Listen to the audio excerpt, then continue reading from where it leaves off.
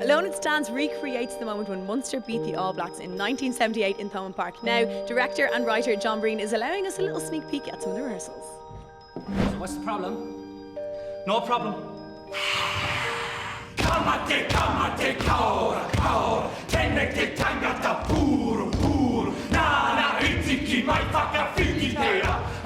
So why did you decide to write a play about this amazing match? Well, it had been 20 years since the game, and it was a bit of the celebrations were a bit of a damp squib. People didn't make a big deal of it. And for me, it was a huge event in my childhood. So, and then I started talking to people about it, and they said, oh, that's a great idea, you got to write that play. But I couldn't figure it out. I said, how do you write a dramatic piece about something that ended 12-0? But then when I was researching it, I learned that Donald Caniff, who was the captain on the day, he came off having beaten the All Blacks and got a phone call saying that his father had died during the game. And I thought, man, that is a story that has to be told. I felt I could expand it. And the first two lines of the hacker are, it's life, it's life, it's death, it's death. So I had, unfortunately, tragically, I had a death in it. So then I put a woman giving birth to twins in it.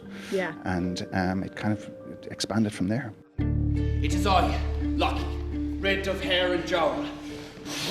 The first scrum, all black pudding, 1,700 pounds of pressure going through my shoulders.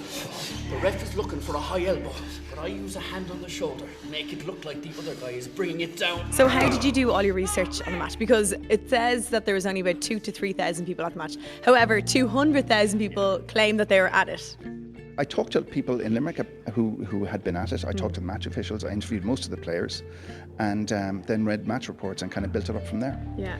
I had to make sure that, being a Limerick man, I knew I couldn't go back to Limerick if I got any of the details of the game wrong. So that everything that's in the play that's about the match actually happened. Give me the ball or I break your face. Get off him, you savage! So the guys that you're basing the play on, they had regular day jobs. Yeah. And nowadays rugby players, that's all they do. I mean, do they find any kind of inspiration in that when they came to see the play? They did, and I suppose that they were ordinary people who achieved extraordinary things. But it was interesting in that the coach, Tom Kiernan, knew that this group of people were very, very special. And he always believed that they could beat the All Blacks. And he instilled that in them. And no matter what else they've done in their lives, and some of them have done wonderful things, they've always done this, and it'll always stand to them. And what if you don't know anything about rugby? Will you understand the play? I actually wrote the play for people who didn't know anything about rugby. So there's anything that happens in the play that is rugby based is really clearly explained.